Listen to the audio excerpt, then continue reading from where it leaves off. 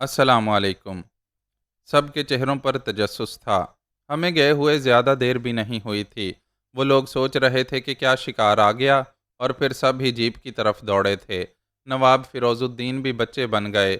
उन्होंने जीप में हरन देखे और याहू का नारा लगाया।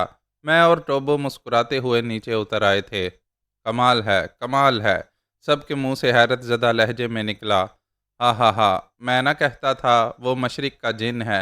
ये देखकर तो इस बात पर यकीन आने लगता है, कर्नल डिक्सन ने कहा। यकीन करना पड़ेगा, नवाब साहब बोले। बहरहाल सब लोग देर तक हैरानी का इजहार करते रहे। दर हकीकत नाकाबिले यकीन कारनामा था। इसके बाद खाने की तैयारियां होने लगीं। मैं खामखा लोगों की तवज्जो का मरकज़ बन गया था। सब ही मुझसे उल्टे सीधे सवालात कर रहे थे। लड़कियों की निगाहों में मैं सचमुच जिन बन गया था। लेकिन एक हस्ती ऐसी थी जो इन बातों में कोई दिलचस्पी नहीं ले रही थी, और वो कौसर थी। वो सबसे अलग थलग और मुझसे दूर दूर थी, और उसे खिंचा खिंचा देखकर मैं काफ़ी हद तक मुतमईन था। कर्नल डिक्सन ने रात के खाने के बाद मुझे घेर लिया, और दूसरे भी थे। भाई फिरोजुद्दीन, अब ज़्यादा परेशान मत करो। बताओ ये शख्स कौन है? तुम अंदाज़ा नहीं लगा पाए डिक्सन? क्या क्या इसके कारनामे इंसानी होते हैं? हरगिज़ नहीं, हरगिज़ नहीं, कर्नल डिक्सन ने कहा। हालांकि ये लोग खुद को छुपाते हैं, अपनी शख्सियत ज़ाहिर नहीं होने देते। खुद मुझे बहुत अरसा के बाद इल्म हुआ था कि जिसे मैं इंसान समझता हूँ वो जिन है। अगर ये नौजवान कह दे तो इस बात पर मैं यकीन भी कर लूँगा। कमाल है, अब ऐसा भी नहीं कि वो अपने बारे में एक एक को बताता फिरे, नवाब साहब ने कहा। ये हकीकत है कि मैंने ऐसा बासलाहियत नौजवान नहीं देखा। शतरंज में ये अपना सानी नहीं रखता। ज़रा सी देर में सारी बाजी पलट कर रख देता है। और अब शिकार, और तुमने इतने वसूख से कहा था कि वो जाएगा और शिकार ले आएगा। तुम लोग इसकी हकीकत से वाकिफ़ नहीं थे ना? खैर, मैं तुम्हारी बकवास पर यकीन नहीं करूँगा। हाँ, इस बात में कोई शक नहीं है कि ये नौजवान हैरत अंगेज़ है। ना मानो, मेरा क्या जाता है, नवाब साहब ने कहा। बहरहाल इसके बाद काफ़ी देर तक दिलचस्प गुफ्तगू होती रही। फिर मैं इन लोगों को बातों में लगा छोड़कर वहाँ से उठ गया। बी कौसर की खबर लेनी थी, और इत्तफाक था कि वहाँ से हटते ही वो नज़र आ गईं। एक तरफ खामोश खड़ी हुई थीं। उसे इस अंदाज में और इस तरह खड़े देखकर दिल को हल्का सा दुख हुआ, लेकिन मैंने खुद को संभाल लिया। अगर थोड़ी सी तकलीफ़ उठाकर कौसर दुरुस्त राह पर आ जाए तो क्या हर्ज है? मुझे हिम्मत से काम लेना चाहिए। मैं उसके बुरे के लिए नहीं, अच्छे के लिए सब कुछ कर रहा था। चुनाचे मैं उसे नज़रअंदाज करके आगे बढ़ गया। कौसर ने भी मुझे देख लिया था, लेकिन वो भी मेरी तरफ मुतवज्जा नहीं हुई, और मैं आगे बढ़ गया। ट्रॉलर की तरफ मुड़ ही रहा था कि सामने से बाबरा फौना नज़र आ गई। वो मेरी तरफ दौड़ी थी। मैंने पलट कर देखा, यहाँ से कौसर साफ नज़र आ रही थी, और मेरे ख्याल में उसने मुझे नज़रअंदाज नहीं किया होगा। चुनाचे मैंने बड़ी चाहत से बाबरा को रिसीव किया। ओह हेलो फोना, कहाँ से आ रही हो? तुम तो इन लोगों के पास से हट ही नहीं रहे थे। क्यों? मैंने कनखियों से कौसर की तरफ देखते हुए पूछा। कौसर वहाँ से हट गई थी। मेरी निगाहें उसका ताक़ुब कर रही थीं, और फिर मेरे होंठों पर मुस्कुराहट फैल गई, क्योंकि कौसर ने एक लंबा चक्कर लेकर हमारे करीब आने की कोशिश की थी। वो हमारी बातें करीब से सुनना चाहती थी। फिर मैंने एक ट्रॉलर के अकब में साफ देखा। क्या देख रहे हो डार्लिंग? फोना ने पूछा। कुछ नहीं, तुमने मेरे सवाल का जवाब नहीं दिया। बस ऐसे ही, मैं सोच रही थी वो लोग तुम्हें छोड़ें तो तुमसे बातें की जाएं। ओह, तो बातें करो। आओ कहीं बैठें। नहीं, यहीं। यहाँ कौन है? तो फिर इस पत्थर पर आ जाओ, फोना ने कहा, और हम पत्थर पर जाकर बैठ गए। ये पत्थर ट्रॉलर से और ज़्यादा करीब था, और अब कौसर हमारे अकब में थी, और अब और आसानी से हमारी बातें सुन सकती थी। आखिर तुम क्या हो डार्लिंग? फोना ने कहा। क्यों? आज तो तुमने सबको हैरान कर दिया। हालांकि कोई ख़ास कारनामा अंजाम नहीं दिया मैंने। कमाल है, तुमने ख़ास कारनामा नहीं किया। तुम लोगों ने बिला वजह अहमियत दे दी है, वरना ऐसी कोई बात नहीं है। ओह नहीं मेरी जान, तुम नहीं समझते लोग किस तरह तुम्हारी तारीफ़ें कर रहे हैं। अफसोस, मैं उन्हें रोक नहीं सकता, मैंने मुस्कुराते हुए कहा। तुम मना करने की बात कर रहे हो? मेरा सीना तो फ़ख्र से फूल जाता है, बाबरा फोना ने कहा। अच्छा, मुझे अफसोस है, मैंने पहले तुमसे प्यार क्यों ना किया। अब करने लगी हो? दिलो जान से चाहने लगी हूँ तुम्हें। वाकई? मैंने धड़कते दिल से कहा। آزما کر دیکھ لو، فونا نے کہا۔ مجھے یقین ہے فونا، میں نے آہستہ سے کہا۔ وعدہ کرو میری جان، یہاں سے واپسی پر مجھے چھوڑو گے تو نہیں؟ واپسی پر نہیں چھوڑوں گا، میں نے لفظ چباتے ہوئے کہا۔ شکریہ، فونا نے محبت سے میری گردن میں باہیں ڈال دیں، اور پھر اس بے حجاب لڑکی نے اپنے ہونٹ میرے ہونٹوں سے جوڑ دیے۔ گو میں اس حد تک جانے کے لیے تیار نہیں تھا، لیکن اب جو کچھ ہو گیا تھا کوثر کو خود سے بدظن کرنے میں کافی معاون تھا۔ چنانچہ میں نے خاموشی سے نہ صرف برداشت کر لیا بلکہ خود بھی اسے بھینچ لیا۔ فونا کے ہونٹوں کی نرمی اور حلاوت نے ذہن کو بھی کسی حد تک متاثر کیا تھا، لیکن پھر میں نے کوثر کے دور ہوتے ہوئے قدموں کی آواز سنی۔ فونا نے محسوس نہیں کیا تھا۔ اوکے فونا، آج میں بہت تھک گیا ہوں، اجازت دو گی؟ ارے کیوں؟ فونا حیرت سے بولی۔ بس بدن ٹوٹ رہا ہے۔ میں سمجھ گئی، فونا نے مسکراتے ہوئے کہا۔ کیا سمجھ گئیں؟ میں چونک کر بولا۔ تم خود پر جبر کیوں کرتے ہو ڈارلنگ؟ فونا مخمور لہجے میں بولی۔ کیا مطلب؟ میں نے تمہیں کب روکا ہے؟ میں نہیں سمجھا فونا، میں نے کہا، اور فونا نے دونوں بازو پھیلا دیے۔ جب مجھے اپنی آغوش میں طلب کرو میں حاضر ہوں، جب دل مل جائے تو پھر اجتناب کیا؟ آؤ ہم یہاں سے دور چلتے ہیں، ایسی جگہ جہاں ہمیں کوئی ڈسٹرب نہ کرے۔ فونا، میں نے ایک گہری سانس لے کر ہونٹ بھینچ لیے۔ ڈارلنگ، تمہیں معلوم ہے ہم مشرقی کریک ہوتے ہیں۔ کیا مطلب؟ فونا تعجب سے بولی۔ لیکن اب کوثر چلی گئی تھی، اس لیے مجھے فونا کی زیادہ پرواہ نہیں تھی، چنانچہ میں نے اپنا لہجہ کسی حد تک خشک کر لیا۔ ہمارے ہاں عورت کا ایک معیار ہے ڈیئر فونا، کوئی بھی عورت ہو اس حد تک نہ گرے کہ عورت کی حدود سے نکل جائے، پھر ہماری نگاہ میں وہ عورت نہیں رہتی۔ کیا مطلب؟ مجھ سے پیار کرو فونا، فحشا نہ بنو۔ اوہ مگر آئی ایم سوری سرفراز، یہ تو تمہارے اعلیٰ کردار کی بات ہے نا؟ میں نے چہک کر کہا۔ ہاں، وہ پھنسی پھنسی آواز میں بولی۔ اسے شاید بے عزتی کا احساس ہو رہا تھا۔ اس کا یہ مطلب نہیں کہ میں تمہیں پسند نہیں کرتا۔ دراصل ہم لوگ جس سے زیادہ محبت کرتے ہیں، جسے پیار کرتے ہیں، اس کے بارے میں بہت اچھی رائے رکھنا چاہتے ہیں۔ بس اب تم جاؤ فونا۔ اور فونا کی سمجھ میں کچھ نہیں آیا۔ بہرحال اس نے فرار ہو جانے میں ہی عافیت سمجھی، اور وہاں سے چلی گئی۔ تب میں تنہا پتھر پر بیٹھ گیا۔ بس دل چاہ رہا تھا کہ تنہائی میں کچھ سوچوں، اور عمدہ بات یہ تھی کہ کوئی اس طرف نہ آیا۔ یوں تو سوچنے کے لیے بہت کچھ تھا۔ ماضی پر نگاہ ڈالی جاتی تو ایک ایکشن کہانی ملتی تھی جس میں نشیب و فراز تھے، حال بھی خوب تھا، اور مستقبل کی سوچ میں بھی بڑی سنسنی تھی۔ میں بے فکر آدمی، خواہ مخواہ کی فکروں میں پڑھ کر کیا کروں گا؟ مجھے الجھنیں نہیں پالنی چاہیے۔ کون سا غم ہے؟ کس کس کا غم ہے؟ ان غموں کا کیا کروں؟ کوثر کو سمجھا دیا ہے، اس سے آگے بڑھے گی تو نقصان اٹھائے گی اور خود ذمہ دار ہوگی۔ مجھے اس سے ہمدردی ہے۔ میں نواب فیروز الدین کے حسن اخلاق کا ممنون ہوں، لیکن میری زندگی کا مشن کچھ اور ہے۔ میں صرف لڑکیوں کی دلجوئی کے لیے تو افریقہ نہیں آیا۔ پتھر پر خاموش بیٹھا میں کافی دیر تک انہی معاملات پر سوچتا رہا، اور پھر نیند آنے لگی۔ تب میں اٹھا اور اپنے ٹرالر میں جا کر لیٹ گیا۔ ویسے آج خوب رہی تھی۔ کمبخت فونا کی بے حیائی نے سوچنے کا موقع بھی نہیں دیا، لیکن ایک طرح سے اچھا بھی ہوا۔ اب کوثر کے دل میں سارے شک و شبہات نکل جائیں گے، میری پاک بازی کے سارے طلسم ٹوٹ جائیں گے۔ مجھے یقین تھا کہ اب ایک نئی کوثر سے ملاقات ہوگی جو پہلے سے کہیں زیادہ تیز و تند ہوگی۔ سوچتے سوچتے نیند آ گئی، اور خوب گہری نیند سویا۔ مجھے نہیں معلوم کون کب آیا اور کب گیا۔ صبح کو دن چڑھے آنکھ کھلی تھی، باہر نکل کر دیکھا تو سارے لوگ تیاریاں کر رہے تھے۔ آج تیزی سے اور زیادہ سفر کرنے کا ارادہ تھا۔ میرا عقیدت مند ٹوبو مسکراتا ہوا میرے پاس پہنچ گیا۔ میں نے پرتپاک انداز میں اس کا خیر مقدم کیا۔ مجھے اپنے ساتھ رکھیے ماسٹر، آپ کے ساتھ سفر کا لطف آتا ہے۔ ٹھیک ہے ٹوبو، میں نے جواب دیا۔ مجھ سے خدمت لیتے رہا کریں چیف، میں آپ سے بہت محبت کرنے لگا ہوں۔ او شکریہ ٹوبو، میں تو خود بھی تمہاری طرح ہوں۔ ہاں، تمہاری محبت کا شکریہ، میں نے اس کے خلوص سے متاثر ہو کر کہا۔ نہیں ماسٹر، ہماری نگاہوں میں دوسرے لوگوں کی زیادہ عزت ہوتی ہے۔ دوسرے لوگوں سے تمہاری کیا مراد ہے؟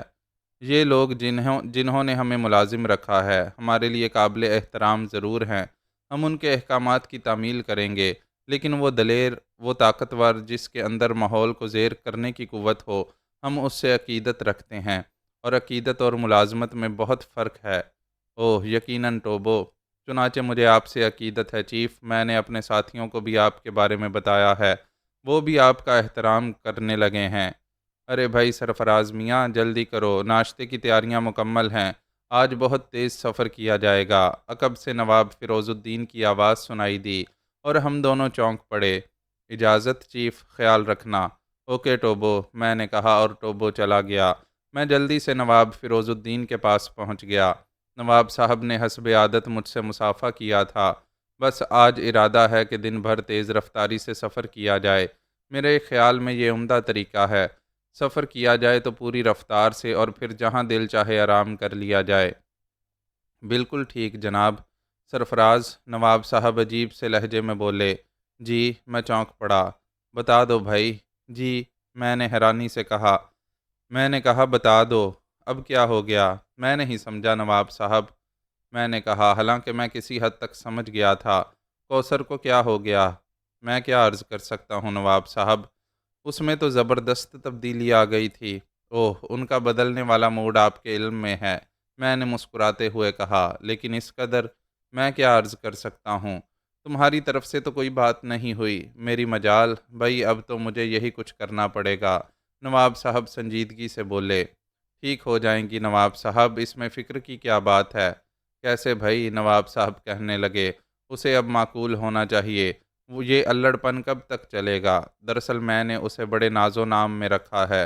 मेरे लाड प्यार ने उसके मिजाज में अजीब कैफियत पैदा कर दी है। वैसे तुमने उसके किरदार के बारे में क्या अंदाज़ा लगाया? इंतहाई ठोस और मुतमईन कुन, मैंने जवाब दिया। बस ज़रा तबीयत की कैफियत। वो ठीक हो जाएगी नवाब साहब, इसके बारे में फ़िक्रमंद होने की ज़रूरत नहीं है।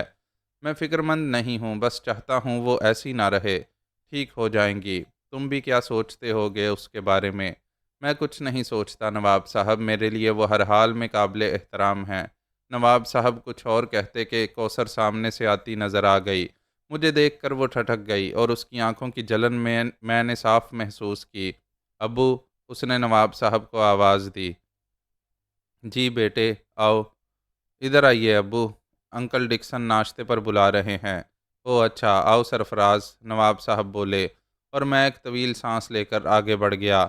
लेकिन कौसर रुक गई थी। मैं और नवाब साहब उसके करीब पहुंच गए। अब्बू, कौसर घुटे घुटे लहजे में बोली। क्यों? आओ। नवाब साहब उसे देखते हुए बोले। अबू, आपने तो खुद को ना जाने क्या बना लिया है। ठीक है, आप मसावात पसंद हों, लेकिन मैं मुलाजमों के साथ उठना बैठना पसंद नहीं करती। क्या ये हमारा ड्राइवर नहीं है? ये शख्स इतना मुंह चढ़ा हो गया है कि हर वक्त साथ लगा रहता है। इसे अपनी हैसियत याद नहीं रही है। ये मुलाजिम टाइप के लोग इस काबिल नहीं होते कि इन्हें सर पर बिठा लिया जाए। मैं इसके साथ उठना बैठना। बको मत। नवाब साहब को मैंने पहली बार गुस्से में देखा था। तुम बदतमीज़ी की इंतहाई हदों को छू रही हो कौसर। अगर तुम लड़की ना होती तो मैं इस बात पर तुम्हारे मुंह पर थप्पड़ मार देता। अब्बू, कौसर ने हैरानी से नवाब साहब की शक्ल देखी और देखती रही। फिर उसकी आंखों में आंसू आ गए और वो सिसक सिसक कर रोने लगी। फिर पलट कर भाग खड़ी हुई। नवाब साहब सख्ते में रह गए। मेरा ख्याल है नवाब साहब, मैंने सर्द लहजे में कहा, मैं अब आपकी मुलाजमत ना कर सकूँगा। सरफराज, सरफराज बेटे, मैं तुमसे माफ़ी चाहता हूँ। वो बदतमीज़ी। नहीं नवाब साहब, कौसर की बात ना करें। मैं उसे आखिरी बार समझाऊंगा। नवाब साहब दर हकीकत बेहद शरीफ इंसान थे। वो समझ रहे थे कि मैं कौसर की बदतमीज़ी पर मुलाजमत छोड़ने की बात कर रहा हूँ। बराह करम मेरी बात समझने की कोशिश करें नवाब साहब। मैंने एक दरख्वास्त की थी जिसे आपने कबूल नहीं किया। जी, मैंने आपसे अर्ज़ किया था कि मेरे और कौसर बीबी के मामले में आप ज़रा भी संजीदा ना हों। अगर वो आपके सामने भी मुझे कुछ कहें तो इसे नज़रअंदाज कर दें। जब मैं इनकी बात का बुरा नहीं मानता तो नवाब साहब, बराह करम आप भी महसूस ना किया करें। मैं आपका शुक्रगुज़ार हूँ। नवाब साहब मुंह फाड़ कर रह गए। आपने आपने इस वक्त, माफ़ कीजिए नवाब साहब, कुछ अच्छा नहीं किया। अरे भाई, मगर मैंने तो एक बार फिर दस्त बस्ता गुजारिश है कि मेरे मामले में उन्हें कुछ ना कहा करें। अच्छा भाई, अच्छा, तब तो वाकई बड़ी गलती हो गई, मगर अब क्या करूं? किसी भी तरह उनके दिल की कदूरत दूर करें।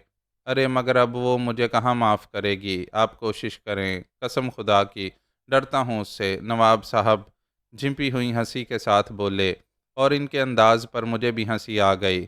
یار سرفراز، تم ہی کوئی ترکیب کرو۔ میں میں نواب صاحب، تم اسے ناشتے پر لے آؤ۔ توبہ کریں نواب صاحب، اگر میں گیا تو وہ اسے اپنی توہین سمجھیں گی اور معاملہ اور سنگین ہو جائے گا۔ میری توبہ ہے بھائی، عجیب سازش کی ہے تم دونوں نے۔ اچھا میں ہی جا رہا ہوں، تم میرے حق میں دعا کرنا، نواب صاحب نے کہا، اور میں ہنس کر رہ گیا۔ پھر میں نے ٹوبو کو آواز دی اور ٹوبو جلدی سے میرے پاس پہنچ گیا۔ تم ناشتہ کس وقت کرتے ہو؟ دوسرے لوگوں کے ناشتہ کرنے کے بعد۔ ٹھیک ہے، آج سے میں تمہارے ساتھ ناشتہ کروں گا، تمہارے ساتھ کھانا کھاؤں گا۔ اوہ ہو، ہماری اس قدر عزت افزائی نہ کریں چیف۔ نہیں، مجھے تم سے اسی قدر انسیت ہے ٹوبو، کاش ہم اس مہربانی کا جواب دے سکیں۔ ارے بھائی Superman, mister Superman, colonel Dixon کی آواز سنائی دی۔ ناشتہ نہیں کرو گے؟ یہ فیروز کہاں گیا؟ اپنے ٹرالر میں گئے ہیں، میں نے جواب دیا۔ اوفو، آج جلدی چل پڑنے کا خیال ہے اور یہ لوگ دیر کر رہے ہیں۔ میں دیکھتا ہوں، کرنل ڈکسن نے کہا، اور وہ ٹرالر کی طرف بڑھ گیا۔ میں نے مسکراتے ہوئے گردن ہلائی، اور پھر جب تھوڑی دیر کے بعد میں نے کرنل ڈکسن، نواب صاحب اور کوثر کو ٹرالر سے باہر نکلتے ہوئے دیکھا تو خود آڑ میں ہو گیا۔ اس کے بعد مجھے نہیں معلوم کہ ناشتے پر میری کمی کے بارے میں نواب فیروز الدین نے کیا بات بنائی۔ بہرحال کوئی میری تلاش میں نہیں آیا اور لوگ ناشتے سے فارغ ہو گئے۔ تب ٹوبو اپنے ساتھیوں کے ساتھ ناشتہ لے کر میرے پاس آ گیا۔ ناشتہ ماسٹر، آؤ ٹوبو، میں نے کہا، اور ہم پانچوں ایک جگہ بیٹھ گئے۔ اب یہ بھی کوثر صاحبہ کی بدقسمتی تھی کہ وہ اس طرف آ نکلیں جدھر ہم لوگ بیٹھے ناشتہ کر رہے تھے۔ کوثر نے مجھے دیکھا اور اس کے چہرے پر اذیت کے نقوش ابھر آئے۔ وہ ایک لمحے کے لیے رکی اور پھر تیزی سے واپس مڑ گئی۔ میں اطمینان سے ناشتہ کرتا رہا۔ پھر ہم لوگ ناشتے سے فارغ ہو گئے اور پھر چند منٹ کے اندر اندر روانگی کی تیاریاں مکمل ہو گئیں۔ کسی پر کوئی پابندی تو تھی نہیں۔ ٹوبو میرے ساتھ ہی تھا اور فونا بھی ڈینلا کے ساتھ موجود تھی۔ اس کے علاوہ دو نوجوان ڈکنز اور ٹنکلر بھی اسی ٹرالر میں تھے۔ میں ٹوبو کے ساتھ آگے بیٹھا تھا۔ پیچھے بیٹھے ہوئے لوگ خاموش تھے۔ پروگرام کے مطابق رفتار کافی تیز تھی اور ناہموار زمین پر خوب جھٹکے لگ رہے تھے۔ پیچھے بیٹھے ہوئے لوگ پریشان تھے۔ سرفراز، فونا نے رندی ہوئی آواز میں مجھے پکارا۔ جی مس فونا، پلیز اسٹیئرنگ تم لے لو، میں تمہارے پاس آگے بیٹھوں گی۔ تھوڑی دور چلنے کے بعد ہم اسٹیئرنگ بدل لیں گے، میں نے جواب دیا۔ ضروری تو نہیں ہے آپ ٹوبو کے ساتھ بیٹھ جائیں مس فونا، ڈکنز نے کہا۔ شٹ اپ، فونا بگڑ کر بولی۔ ارے مگر میں نے، ڈکنز حیرت سے بولا۔ تم نہیں سمجھتے ڈکنز، ڈینلا نے کہا۔ کیا؟ فونا پھاڑ کھانے والے لہجے میں بولی۔ اوہ کچھ نہیں کچھ نہیں، ٹوبو پلیز تم پیچھے آ جاؤ، ڈینلا جلدی سے بولی، اور دوسرے لوگ ہنسنے لگے۔ ٹوبو نے گاڑی روک دی اور خاموشی سے پیچھے چلا گیا۔ فونا جلدی سے آگے آ گئی تھی۔ میں خاموشی سے ڈرائیونگ کرتا رہا۔ فونا خاموش ہی بیٹھی تھی۔ سفر اتنی برق رفتاری سے ہو رہا تھا کہ کسی کی گفتگو کی گنجائش ہی نہیں تھی۔ بہرحال کوئی قابل ذکر واقعہ نہیں پیش آیا۔ دوپہر کو ایک گھنے جنگل میں کچھ دیر قیام کیا گیا، کھانا وغیرہ بھی گاڑیوں میں کھایا گیا، اور شام ہوتے ہوتے در حقیقت طویل سفر کر لیا گیا تھا۔ گو گھنے جنگلوں میں رفتار برقرار رکھنے میں دقت پیش آ رہی تھی، لیکن بہرحال سب لوگ مہارت سے گاڑیاں چلا رہے تھے۔ پھر جب تاریکی پھیل گئی تو ایک جگہ قیام کے لیے منتخب کر لی گئی اور ٹرالر ایک دوسرے سے جوڑ دیے گئے۔ کیونکہ یہ جگہ زیادہ محفوظ نہیں تھی، دور تک روشنی پھیل گئی اور لوگ حسب معمول کاموں میں مشغول ہو گئے۔ بہرحال خوب تفریح ہو رہی تھی۔ لوگوں کو ہدایات کر دی گئی تھیں کہ ٹرالروں سے زیادہ دور نہ رہیں، لیکن بہرحال نوجوان کہاں باز آنے والے تھے۔ ماحول کافی خوفناک تھا۔ رات کا کھانا بھی ٹوبو نے اور میں نے ساتھ کھایا اور پھر ہم بیٹھے باتیں کرتے رہے۔ نواب صاحب وغیرہ ایک ٹرالر میں شطرنج کی بازی لگا کر بیٹھ گئے تھے۔ تب فونا ہمارے پاس پہنچ گئی۔ مسٹر سرفراز، آپ سے کچھ کام ہے، اس نے کہا، اور میں اٹھ گیا۔ فونا مجھے ایک ٹرالر کے عقب میں لے آئی۔ عجیب انسان ہیں آپ بھی مسٹر سرفراز، اس نے شکایتی لہجے میں کہا۔ کیوں؟ بھلا ان لوگوں کے ساتھ بیٹھنے کی کیا تک تھی؟ کیوں؟ میں نے پھر اس انداز میں کہا۔ اور میں جو انتظار کر رہی تھی، لیکن وہ بھی تو میرے دوست ہیں، مجھ سے زیادہ ہیں تمہارے لیے، فونا نے کہا۔ کم بھی نہیں ہیں؟ کیا مطلب؟ فونا نے حیرت سے کہا۔ کیا سمجھتی ہو خود کو، ہیں؟ فونا کی حیرت کا ٹھکانہ نہیں تھا۔ تم مذاق کر رہے ہو سرفراز؟ نہیں مس فونا، لیکن میرے دوستوں کو ذلیل سمجھنے کا حق بھی نہیں ہے آپ کو۔ وہ تمہارے دوست ہیں؟ ہاں، یہی ہے تمہارا معیار؟ ہاں، اگر تم زیادہ معیاری ہو تو مجھ سے نہ ملا کرو، میں تمہارے اوپر لعنت بھیجتی ہوں۔ میں خود تمہارے اوپر لعنت بھیجتا ہوں، میں نے کہا، اور فونا پیر پٹکتی ہوئی چلی گئی۔ حالانکہ کوئی پروگرام نہیں تھا، بس کچھ رگ چڑھ گئی تھی جس کی وجہ سے میں نے فونا کو ذلیل کر دیا، لیکن اس کے جانے کے بعد میں نے اس بارے میں سوچا، یہ کچھ زیادہ اچھا نہیں ہوا تھا۔ کوثر کو ہوش میں رکھنے کے لیے کچھ نہ کچھ جاری رہنا چاہیے۔ میرا ہاں، اس بیچاری کو کیوں محروم رکھا جائے؟ گڈ، میں نے فیصلہ کرنے والے انداز میں گردن ہلائی، اور پھر وہاں سے واپس ٹوبو کے پاس جانے کا ارادہ کر لیا تھا کہ پھر کوئی نازل ہو گیا۔ آنے والا قریب پہنچا تو میں چونک پڑا۔ کوثر بی بی؟ سرفراز، اس نے سرد لہجے میں مجھے پکارا۔ جی کوثر بی بی، میں نے بڑے پیار سے کہا، میرا خیال ہے میں تمہاری فطرت کو سمجھتی جا رہی ہوں۔ واقعی؟ میں نے مسرت بھرے لہجے میں کہا۔ ہاں، یہ تو بہت اچھی بات ہے کوثر بی بی، اور تمہیں ایک مشورہ دینے آئی ہوں۔ فرمائیے فرمائیے، میں نے بڑے ادب سے کہا۔ تمہارے حق میں بہتر ہوگا کہ تم یہ پارٹی چھوڑ دو۔ ارے پھر کہاں جاؤں؟ میں نے تعجب سے پوچھا۔ کہیں بھی، جنگلوں میں، جہنم میں۔ مگر کیوں کوثر بی بی؟ پارٹی میں تمہاری موجودگی گندگی پھیلائے گی، آپس میں پھوٹ بھی پڑ سکتی ہے، کیونکہ تم نے ابو پر خوب جادو چلا رکھا ہے۔ بلا شبہ تم اونچے شاطر ہو، تم ہمارے درمیان ضرور کسی پروگرام سے داخل ہوئے ہو۔ آپ کے درمیان کوثر بی بی؟ ہاں، ہماری کوٹھی میں۔ بولو، کیا سوچ کر تم نواب فیروز الدین کے گھر میں داخل ہوئے تھے؟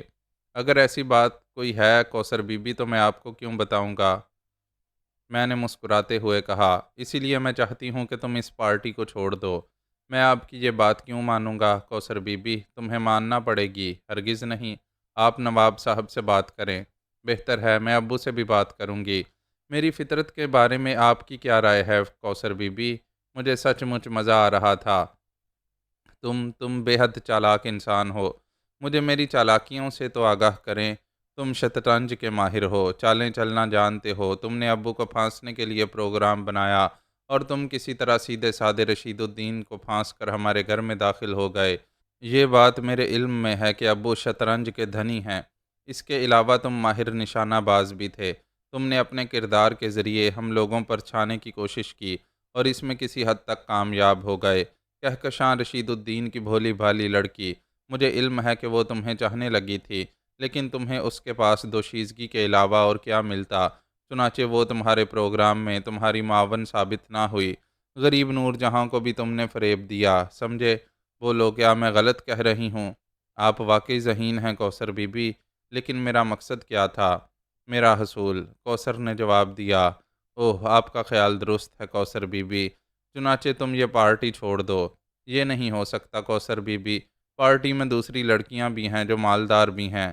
تمہارا مقصد صرف دولت کا حصول نہیں ہے، پھر تم خوبصورت ہو، کچھ خصوصیات کے مالک ہو، تم لڑکیوں سے کھیلنا چاہتے ہو۔ آپ کی ذہنی حالت درست نہیں ہے کوثر بی بی۔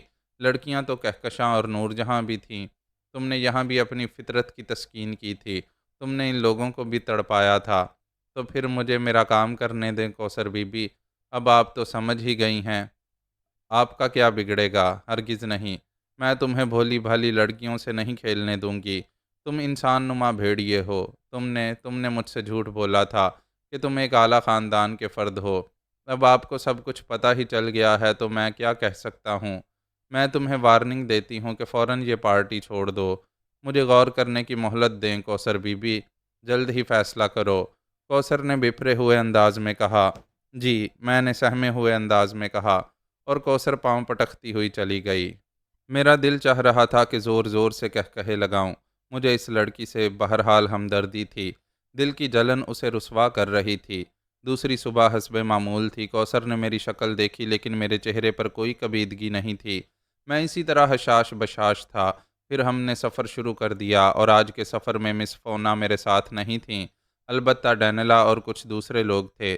ٹوبو بھی ساتھ تھا۔ راستے کی وجہ سے سفر زیادہ تیز نہ رہا۔ شام تک کوئی قابل ذکر واقعہ پیش نہیں آیا، اور پھر قیام کی ٹھہری۔ آج اعلان ہو گیا تھا کہ کل پورا دن آرام کیا جائے گا، اور دوسرے دن صبح سفر ہوگا۔ جگہ بھی مناسب تھی، ٹرالر دور دور تک پھیلا دیے گئے، اور ایک چھوٹی سی آبادی ہو گئی۔ موسیقی شروع ہو گئی۔ درد کی ماریوں کا نہ جانے کیا حال تھا۔ بہرحال میں نے ان میں دلچسپی نہیں لی۔ ٹوبو فراغت پا کر نیزے نکال لایا تھا۔ گو شام کا وقت ہے ماسٹر، لیکن ابتدا صحیح۔ جیسے تمہاری مرضی ٹوبو، میں نے کہا، اور ہم لوگ ایک ٹرالر کے عقب میں کھلی جگہ پہنچ گئے۔ یہاں ٹوبو نے مجھے نیزہ پکڑنا سکھایا۔ ان کاموں میں مجھے خاصی دلچسپی تھی۔ اس کے تھوڑے ہی دیر بعد میں ٹوبو پر شاندار وار کرنے لگا اور ٹوبو خوشی سے اچھل پڑا۔ صرف چند روز ماسٹر، میرا دعویٰ ہے تم بہترین نیزہ باز بن جاؤ گے۔ بہرحال تم میرے استاد ہو۔ ایسا شاندار شاگرد کسی کو نہ ملا ہوگا، ٹوبو نے کہا، اور ہم واپس آ گئے۔ رات کو لڑکیاں بلاؤں کی طرح نکل پڑتی تھیں۔ کوثر نے کوئی نیا گل نہیں کھلایا تھا۔ نواب صاحب حسب معمول تھے۔ بابرہ فونا البتہ روٹھی ہوئی تھیں۔ کئی بار نظر پڑی تھی، لیکن نخوت سے منہ چڑھا لی تھی۔ تب میں نے مریسا کی تلاش شروع کر دی، اور اسے تلاش کرنا ایسا مشکل کام نہیں تھا۔ وہ اپنے ٹرالر سے نکل رہی تھی۔ میں نے پکارا، مس مریسا، اور وہ ٹھٹک گئی۔ ہیلو، اس نے سرد آواز میں جواب دیا۔ ناراض ہے مس مریسا؟ نہیں، میں نے یہی محسوس کیا ہے۔ مریسا خاموش رہی۔ اس نے میری بات کا کوئی جواب نہیں دیا۔ معاف کیجیے، شاید آپ کسی ضروری کام سے جا رہی تھیں۔ مداخلت کے لیے معذرت خواہ ہوں۔ میں پلٹ کر واپس چل دیا۔ ایک امید تھی جو پوری ہو گئی۔ مریسا نے جلد ہی مجھے آواز دی تھی۔ اب آپ ناراض ہو گئے؟ وہ مسکرائی۔ ہرگز نہیں۔ ملازموں کو ناراضگی کا کیا حق ہے؟ میں تو آپ لوگوں کا ملازم ہوں مس مریسا۔ میری کون سی بات آپ نے محسوس کی؟ آپ کی تو کوئی بات نہیں، لیکن دوسرے ایسا ہی سمجھتے ہیں، اور آپ ان دوسروں کے لیے ہمیں ذلیل کرتے ہیں۔ مریسا نے شکایت کی۔ ہرگز نہیں، ایسی کوئی بات نہیں ہے۔ دراصل مس مریسا، بعض اوقات میری ذہنی رو بھٹک جاتی ہے۔ آئیے کہیں بیٹھ کر باتیں کریں۔ جو حکم، میں نے بڑی سعادت مندی سے کہا، اور مریسا کو ساتھ لے کر چل پڑا۔ میں نے جان بوجھ کر کوثر کی طرف رخ کیا تھا، اور اس کے ٹرالر کے سامنے سے نکلتے ہوئے زور زور سے باتیں بھی کیں۔ پھر میں نے کوثر کو جھانکتے ہوئے بھی محسوس کیا، اور میرے ہونٹوں پر مسکراہٹ پھیل گئی۔ ہم ایک سنسان جگہ پہنچ کر بیٹھ گئے۔ یہ سفر انتہائی دلکش ہے سرفراز، لیکن میں تمہاری بے رخی سے بد دل ہو گئی تھی، مریسا نے کہا۔ بے رخی؟ میں حیرت سے بولا۔ ہاں، تمہیں احساس ہی نہیں ہے؟ یہ بات نہیں ہے مس مریسا، دراصل میری احمقانہ سوچ مجھے آپ سے دور لے گئی تھی۔ بعد میں مجھے احساس ہوا کہ میں نے آپ کے ساتھ غلط کیا ہے، میں نے شرمندگی سے کہا۔ لیکن ہم دور تو نہیں ہوئے۔ یہ آپ کی فراخ دلی ہے مس مریسا۔ میں آج بھی تمہیں دل و جان سے چاہتی ہوں سرفراز۔ مریسا کو جذباتی ہونے میں کتنی دیر لگتی؟ وہ میرے بالکل قریب آ گئی۔ میری دلی آرزو پوری ہو گئی تھی۔ کوثر زیادہ دور نہیں تھی، چنانچہ آج میں نے اپنی فطرت کے خلاف کیا۔ ان دنوں طبیعت کچھ ایسی ہی ہو رہی تھی۔ میں نے مریسا کو بھینچ کر اس کا طویل بوسہ لیا، اور مریسا بے خود ہو گئی۔ وہ مجھ سے لپٹ گئی، اور مجھے برا نہ لگا۔ میں تو ٹوٹا ہوا انسان تھا، لوٹ کا مال، پلاسٹک کا کھلونا، سب کے لیے۔ تقریباً آدھے گھنٹے تک مریسا میرے پاس بیٹھی رہی۔ پھر جب ہم اٹھے تو مریسا بہت خوش تھی۔ اس نے میرا الوداعی بوسہ لیتے ہوئے کہا، یہ درست ہے سرفراز، انسان کی لگن سچی ہونی چاہیے، اس کی مراد اسے مل جاتی ہے۔ میرے دل میں تمہاری چاہت تھی، سو دیکھ لو، میں نے تمہیں حاصل کر لیا۔ میں نے کوئی جواب نہیں دیا، اور ہم مسکراتے ہوئے واپس آ گئے۔ رات کو میں جب سونے کے لیے لیٹا تو میرے ذہن میں ایک اور خیال نے جنم لیا۔ کوثر کہیں سچ مچ نواب صاحب سے میرے بارے میں شکایت نہ کر دے، اور اگر اس نے کسی دن مجھے کسی کے ساتھ دکھا بھی دیا تو برا ہوگا۔ نواب صاحب کا مان ٹوٹ گیا تو پھر واقعی یہ پارٹی چھوڑ دینی پڑے گی۔ پھر رہ کیا جائے گا؟ پھر کیا کیا جائے؟ اور پھر میں نے سوچا کہ کوثر اس سٹیج پر پہنچ گئی ہے کہ اب اس کے ذہن کا بدلنا سخت مشکل ہے، چنانچہ اب کوئی خطرہ نہیں ہے۔ اگر یہ لڑکیوں کا چکر ختم بھی کر دیا جائے تو کوئی حرج نہیں ہے، اور میں نے سوچ لیا کہ اب اس سلسلے میں زیادہ آگے بڑھنا مناسب نہیں ہے۔ ہاں، صرف کوثر کو دکھانے کی حد تک ٹھیک ہے، اور یہ طے کرنے کے بعد میں سو گیا۔ دوسری صبح زور و شور کے ساتھ شکار کی تیاریاں ہو رہی تھیں۔ آج چونکہ پورے دن کا قیام تھا، اس لیے کچھ زیادہ ہی زور و شور تھا۔ میں ان لوگوں کے درمیان پہنچا تو ایک شور مچ گیا۔ کرنل ڈکسن مجھے اپنی پارٹی میں شامل کرنا چاہتے تھے، نواب صاحب اپنی پارٹی میں، نوجوانوں کی ایک پارٹی الگ تھی۔ چنانچہ جوگنز نے کہا، کہ چونکہ میں نوجوانوں میں ہوں اس لیے نوجوانوں کی پارٹی میں شامل رہوں گا۔ آخر میں فیصلہ میرے اوپر چھوڑا گیا۔ میں تو خادم ہوں، جو حکم دیں گے کروں گا، لیکن اگر آج مجھے معاف کر دیا جائے تو بہتر ہے۔ ارے کیوں، خیریت؟ بہت سی آوازیں ابھریں۔ میری طبیعت کچھ ٹھیک نہیں ہے۔ ارے کیا بات ہے سرفراز؟ نواب صاحب جلدی سے آگے بڑھائے۔ رات کو نیند نہیں آئی، سر درد کر رہا ہے، بدن بھاری ہو رہا ہے۔ اوہ تب تم آرام کرو، کرنل ڈکسن بولے۔ میں دوا دے دیتا ہوں، ڈاکٹر نے کہا۔ میں نے خاموشی مناسب سمجھی تھی۔ بہرحال یوں میں جانے سے بچ گیا۔ میرے علاوہ صرف 2 عام کیمپ میں رہے۔ چنانچہ میں نے ٹوبو کو روک لیا اور پارٹیاں روانہ ہو گئیں۔ کیا بات ہے ماسٹر، کیسی طبیعت ہے؟ میں بالکل ٹھیک ہوں ٹوبو، میں نے مسکراتے ہوئے جواب دیا۔ پھر شکار پر کیوں نہیں گئے؟ آج ان لوگوں کو شکار کرنے دو، ہم آج دن بھر مشق کریں گے۔ اوہ ونڈرفل چیف، یہ بات ہے تو ٹھیک ہے۔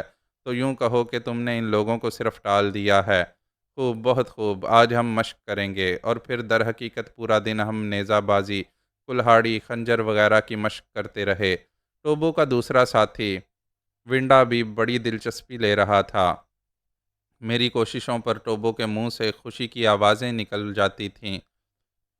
شام کو 5 بجے پارٹیوں کی واپسی شروع ہو گئی۔ شکار کی کیفیت بڑی شرمناک تھی۔ وہ سب مل کر اتنا بھی شکار نہیں کر سکے تھے جتنا ہم اور ٹوبو کر لائے تھے۔ بہرحال ساری پارٹیاں واپس آ گئیں۔ میریسا جھپٹتی ہوئی میرے پاس آئی تھی۔ اب کیسی طبیعت ہے سرفراز؟ ٹھیک ہوں، میں نے سرد مہری سے جواب دیا۔ لیکن میریسا ان باتوں کا زیادہ نوٹس نہیں لیتی تھی۔ چنانچہ جلدی سے بولی، ہائے تمہارے بغیر مزہ نہیں آیا، سب تمہارے بارے میں باتیں کرتے رہے۔ کوئی شکار نہیں ہوا؟ مارتے تھے ہرن کو اور گولی لگتی تھی ربڑ کے درخت میں۔ کس کس نے شکار کیا؟ میں نے پوچھا، اور میریسا نہ جانے کہاں کہاں کی بکواس کرنے لگی۔ پھر اس نے چاروں طرف دیکھ کر آہستہ سے کہا، آج سب تھک کر چور ہو گئے ہیں۔ میں نے چونک کر اسے دیکھا۔ خوب گہری نیند سوئیں گے، مطلب میں رات کو آؤں گی۔ اوہ آج ہم آزادی سے ملیں گے ڈارلنگ۔ میریسا کے لہجے میں جذبات جھلک رہے تھے۔ پھر اس حماقت پر اتر آئی میریسا۔ میں نے غصیلے لہجے میں کہا، کیا کہوں؟ کیوں؟ میریسا میرے لہجے پر بوکھلا گئی۔ میں تمہیں بتا چکا ہوں میریسا، مجھے حدود پسند ہیں، لیکن مجھے پسند نہیں ہیں۔ میریسا بھی جھنجلا گئی۔ تب میں تمہارا ساتھ نہیں دے سکتا۔ تم جہنم میں جاؤ، بڑے پارسا بنتے ہو، کیا سمجھتے ہو خود کو؟ تم نے میری توہین کی ہے۔ میں نے تمہیں اعزاز بخشا تھا۔ میں نے دل پر جبر کر کے تم سے یہ بات کہی تھی، اس خیال کے تحت کہ شاید تم یہ بات کہنے کی جرت نہ کر سکو۔ میں یہ بات کہنے کی جرت رکھتا ہوں، تمہارا شکریہ۔ میں تمہارا دماغ درست کرا دوں گی، میں تمہاری شکل بگاڑ دوں گی۔ 2 ٹکے کے ملازم، تمہاری حیثیت ہی کیا ہے؟ کمینے، نیچ، ذلیل۔ میریسا آپے سے باہر ہو گئی تھی۔ میں پرسکون نگاہوں سے اسے دیکھتا رہا، پھر بڑے اطمینان سے آگے بڑھا، اور پھر میرے زناٹے دار تھپڑ کی آواز دور تک گونجی۔ میریسا زمین پر گر پڑی۔ میں تمہارا ملازم نہیں ہوں، سمجھی؟ ان کے علاوہ کوئی مجھے کچھ نہیں کہہ سکتا جو میرے آقا ہیں۔ میرا خیال ہے یہ تھپڑ تمہارے سارے جذبات کا بھوت اتار دے گا۔ اور پھر میں اس جگہ سے ہٹ آیا۔ میرے ذہن پر کوئی خاص اثر نہیں تھا۔ میریسا اگر کچھ گڑبڑ بھی کرتی تو دیکھا جائے گا۔ چنانچہ میں پرسکون تھا۔ رات ہو گئی۔ میں نے حسب معمول ٹوبو وغیرہ کے ساتھ کھانا کھایا، لیکن رات گئے تک کوئی ایسی بات نہیں ہوئی۔ میریسا نے شاید خاموشی ہی اختیار کر لی تھی۔ میں نے رات پھر ایک ٹریلر میں گزاری، اور دوسری صبح سے سفر شروع ہو گیا۔ آج میرے ٹریلر میں نہ بابرا فونا تھی، نہ میریسا۔ ہاں، ڈینیلا صاحبہ بطور خاص موجود تھیں، لیکن فی الحال کسی فضول حرکت کی ضرورت نہیں تھی، اس لیے میں نے اس لڑکی کی طرف توجہ نہیں دی اور سفر جاری رہا۔ ٹوبو میرے ساتھ تھا، مجھے جنگلوں کی کہانیاں سنا رہا تھا، اور سب لوگ ان کہانیوں میں دلچسپی لے رہے تھے۔ ڈینیلا نے کئی بار میرے کندھوں پر ہاتھ رکھا تھا۔ مجھے حیرت تھی، یہاں بہت سے نوجوان موجود تھے، ان میں چند بہت سمارٹ اور خاصے خوبصورت تھے، لیکن خاکسار پر عام طور پر کرم فرمائی ہو جاتی تھی۔ دوپہر ڈھل گئی، سپہر شروع ہو رہی تھی کہ بادل چھا گئے اور فضا میں ٹھنڈک رچ گئی، لیکن تھوڑی دور کے سفر کے بعد موسم کا رنگ بدلنے لگا۔ آسمان نے مٹیالی رنگت اختیار کر لی اور آندھی کے آثار نمایاں ہو گئے۔ سب سے آگے والی گاڑی میں میکارڈ اور ہیگلے تھے۔ ان لوگوں نے شاید کیفیت محسوس کر لی تھی، चुनाचे रेड फ्लैग निकाल लिया गया और गाड़ियां रुक गईं। तमाम लोग नीचे उतर आए थे। क्या बात है प्रोफेसर? नवाब साहब ने पूछा। आंधी, यकीनन आंधी है, प्रोफेसर हैगले ने जवाब दिया। फिर क्या किया जाए? ये अच्छा है कि हम दरख्तों के इलाके से दूर हैं। फौरी तौर पर बंदोबस्त कर लिया जाए। सफ़र मुलतवी। जाहिर है इस तूफ़ान से जान बचाई जाए।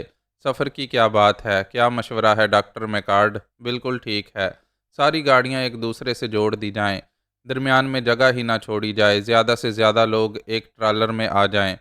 डॉक्टर मैकार्ड ने पार्टी सरबराह होने की हैसियत से कहा, और सारे लोगों ने इसकी हिदायत पर अमल किया।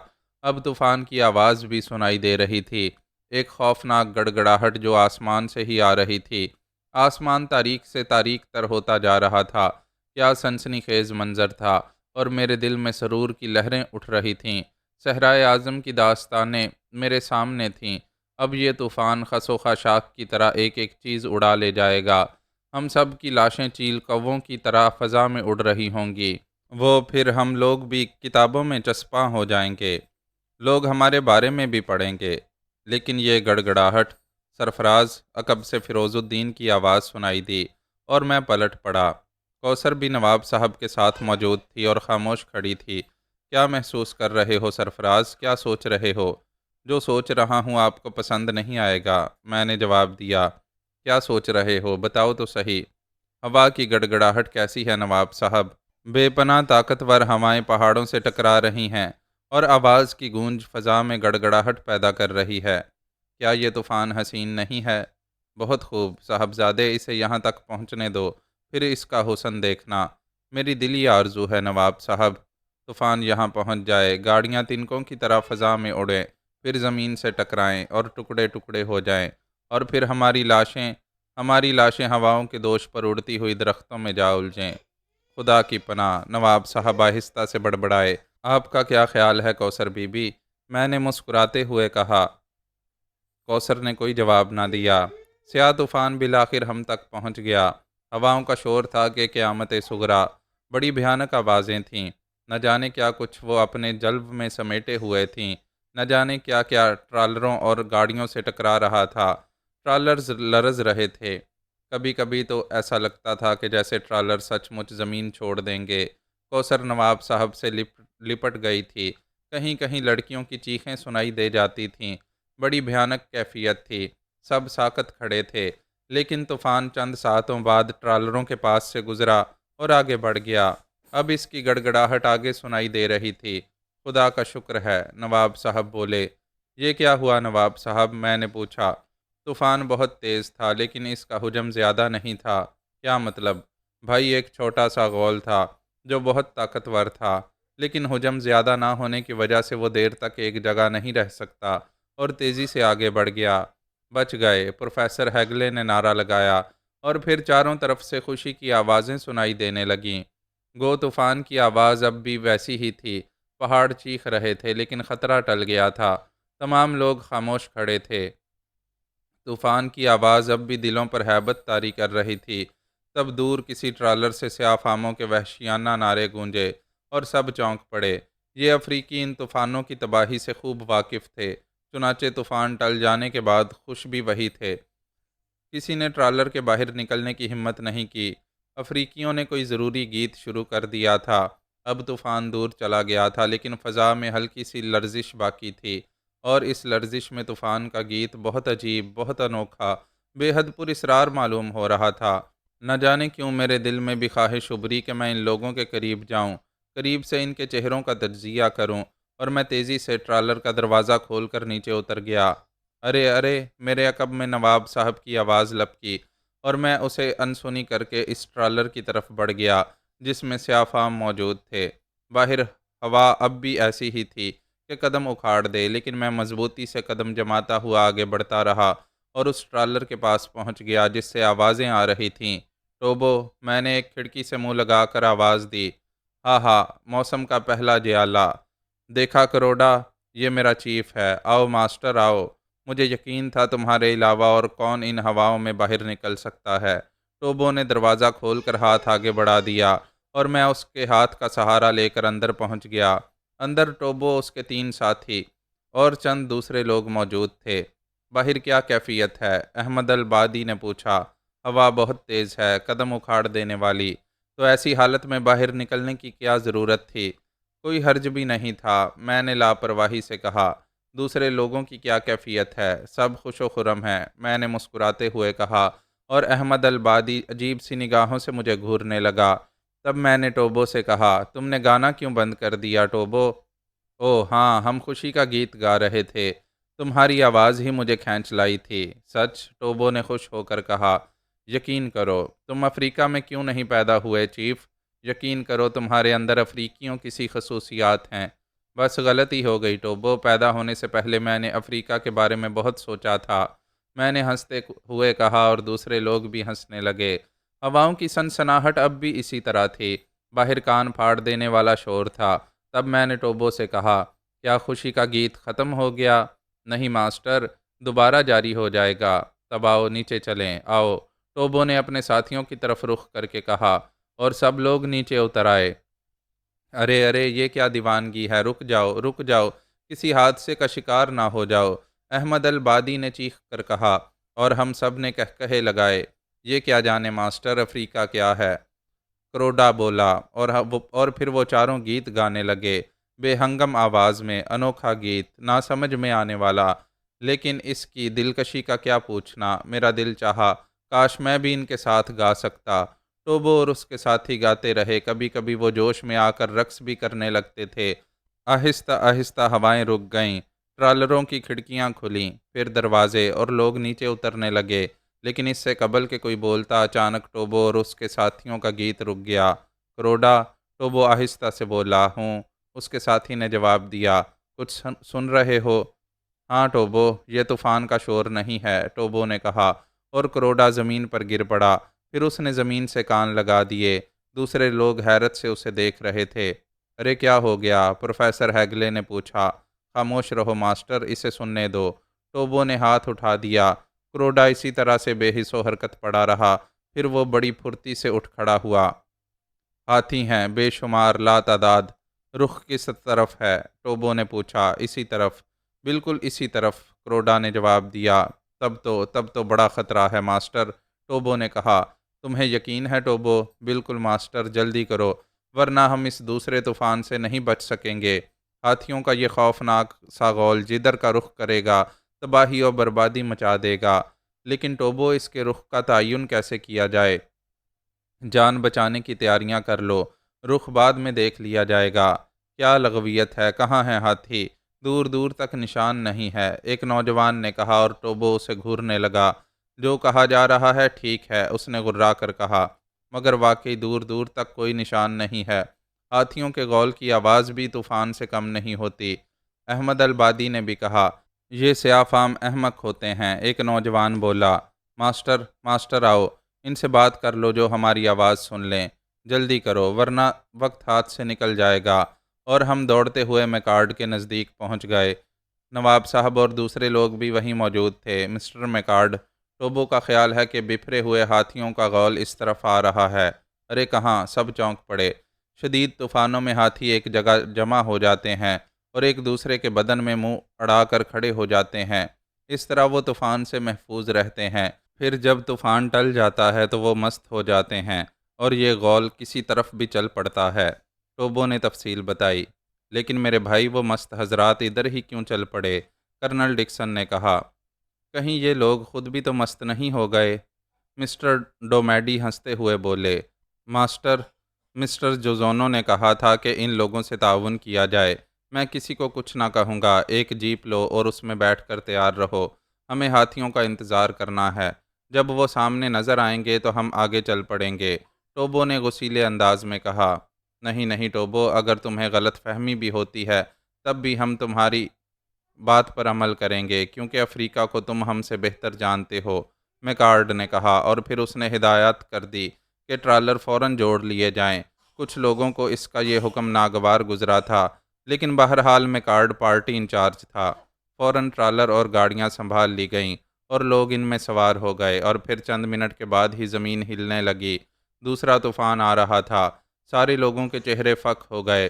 مخالفت کرنے والے شرمندہ تھے، سیاہ فاموں نے گاڑیوں کے اسٹیئرنگ سنبھال لیے۔